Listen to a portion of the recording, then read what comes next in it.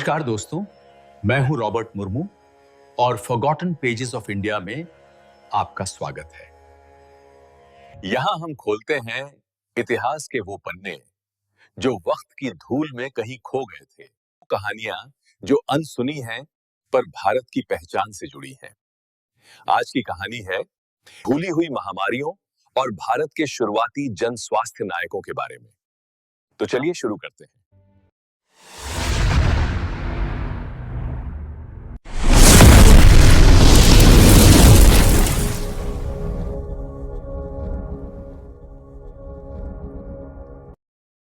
नमस्कार दोस्तों, अगर मैं आपसे कहूं कि भारत के इतिहास में एक दौर ऐसा भी था जब बीमारी से ज्यादा डर इलाज से लगता था, जब अस्पताल नहीं क्वारंटीन कैंप्स होते थे और डॉक्टरों से ज्यादा सरकारी फरमान चलते थे। लेकिन इसी अंधकार में कुछ ऐसे लोग भी थे जिन्होंने बिना सत्ता और बिना हथियार सिर्फ ज्ञान और साहस के बल पर लाखों जिंदगियां बचाईं। इस वीडियो में जानिए भारत की भूली बिसरी महामारियां और उनके गुमनाम पब्लिक हेल्थ हीरोज। इसलिए वीडियो को अंत तक जरूर देखें। जब बीमारी सिर्फ बीमारी नहीं थी। आज जब हम महामारी शब्द सुनते हैं तो हमारे मन में तुरंत मास्क, वैक्सीन और लॉकडाउन की तस्वीरें उभर आती हैं।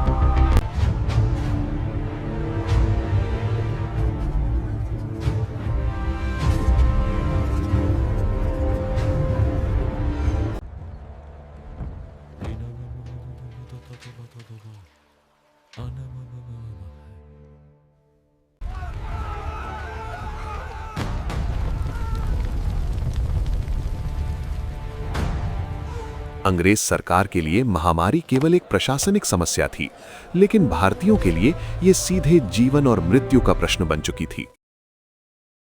1896 का प्लेग, डर, दमन और विद्रोह। 1896 का वर्ष था। बॉम्बे प्रेसिडेंसी, एक व्यस्त बंदरगाह शहर जहां व्यापार की चहल पहल के बीच अचानक प्लेग ने दस्तक दी। सरकार की प्रतिक्रिया बीमारी से कम भयानक नहीं थी। घर घर तलाशी ली गई, महिलाओं की जबरन जांच हुई और बीमारों को उनके परिवारों से अलग कर दिया गया। कई इलाकों में पूरी की पूरी बस्तियों को आग के हवाले कर दिया गया, जिससे लोगों को यह महसूस होने लगा कि सरकार बीमारी से नहीं बल्कि उनसे लड़ रही है।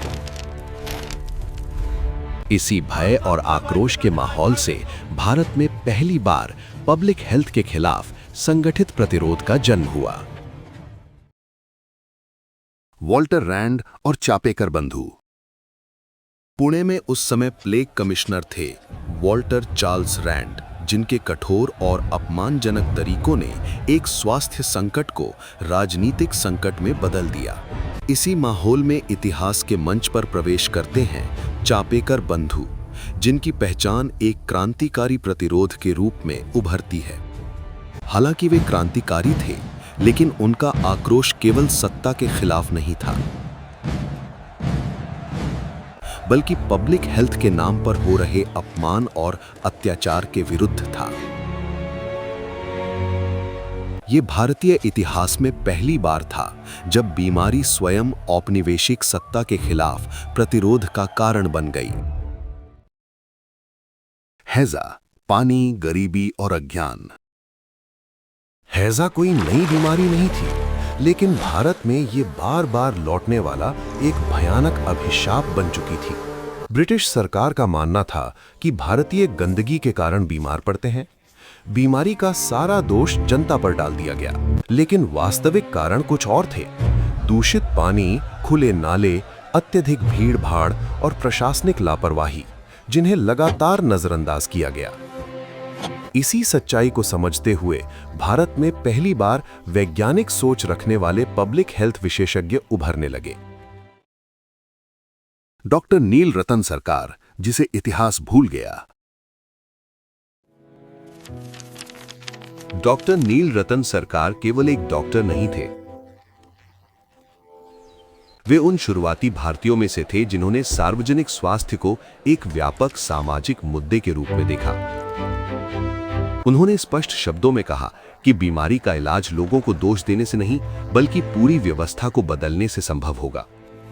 इसी सोच के साथ उन्होंने साफ पानी, बेहतर सैनिटेशन और डेटा आधारित वैज्ञानिक शोध पर विशेष जोर दिया। लेकिन औपनिवेशिक शासन के दौर में एक भारतीय डॉक्टर की ये दूरदर्शी आवाज अक्सर अनसुनी कर दी जाती थी और उसे दबा दिया जाता था। चेचक और वैक्सीनेशन का संघर्ष। चेचक एक ऐसी भयावह बीमारी थी जिसने भारत में पीढ़ियों तक लोगों को अपनी चपेट में लिया और अनगिनत जीवन समाप्त कर दिए। अंग्रेज सरकार वैक्सीन तो लाई, लेकिन न तो उसने लोगों को इसके बारे में समझाया और न ही उनके बीच भरोसा कायम करने का प्रयास किया। इस कारण लोगों को लगने लगा कि ये टीकाकरण उनके धर्म के विरुद्ध है और उनके शरीर को दूषित कर देगा। इसी माहौल में भारत के शुरुआती वैक्सीनेशन पायनियर सामने आए। स्थानीय वैद्य, डॉक्टर और सामाजिक कार्यकर्ता, जिन्होंने भाषा, संस्कृति और विश्वास को साथ लेकर लोगों को जागरूक किया और टीकाकरण को स्वीकार्य बनाया। व्लादिमीर हाफकिन, एक विदेशी लेकिन सच्चा हीरो। व्लादिमीर हाफकिन रूस से भारत आए और यहीं उन्होंने प्लेग के खिलाफ पहली प्रभावी वैक्सीन विकसित की। उन्होंने अपनी वैक्सीन को दूसरों पर देने से पहले स्वयं पर परीक्षण किया और इस साहसिक कदम से हजारों लोगों की जान बचाई।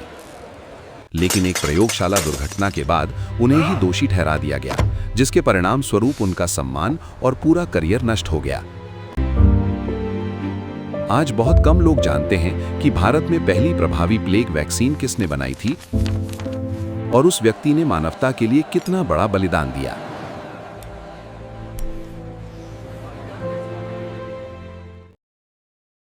भारतीय नर्सें, दाइयां और गुमनाम योद्धा। इतिहास के पन्नों में कुछ गिने चुने डॉक्टरों के नाम दर्ज किए गए, लेकिन महामारी के समय असली लड़ाई कहीं और लड़ी जा रही थी। ये लड़ाई नर्सों, दाइयों और उन स्वास्थ्य कर्मियों ने लड़ी जो गांव-गांव जाकर लोगों की सेवा कर रहे थे। उनके पास न पीपीई था, न कोई सुरक्षा व्यवस्था। फिर भी उन्होंने डर के सामने झुकना नहीं सीखा और अपने कर्तव्य से पीछे नहीं हटे। इन महामारियों से हमने क्या सीखा? महामारियों ने हमें ये सिखाया कि स्वास्थ्य केवल अस्पतालों और दवाओं तक सीमित नहीं होता। उन्होंने ये भी स्पष्ट किया कि किसी भी संकट के समय लोगों का भरोसा सबसे प्रभावी वैक्सीन की तरह काम करता है। और सबसे महत्वपूर्ण बात ये कि ज्ञान की शक्ति हमेशा सत्ता से बड़ी और अधिक टिकाऊ होती है। आज की भारत की पब्लिक हेल्थ इंफ्रास्ट्रक्चर इन्हीं भूलों और बलिदानों से बनी है। आज जब हम डिजिटल हेल्थ, एआई मेडिसिन और वैक्सीन ड्राइव की बात करते हैं, तो याद रखिए, इसकी नींव रखी थी उन लोगों ने जिनके नाम किताबों में नहीं। अगर आपको ये वीडियो पसंद आया हो तो इसे शेयर कीजिए, क्योंकि इतिहास तभी जिंदा रहता है जब उसे याद किया जाए। और अगर आप चाहते हैं भारत के इतिहास के ऐसे ही भूले बिसरे अध्याय, तो चैनल को सब्सक्राइब जरूर करें, क्योंकि यहां हम पलटते हैं भारत के भूले हुए पन्ने। धन्यवाद। जय हिंद।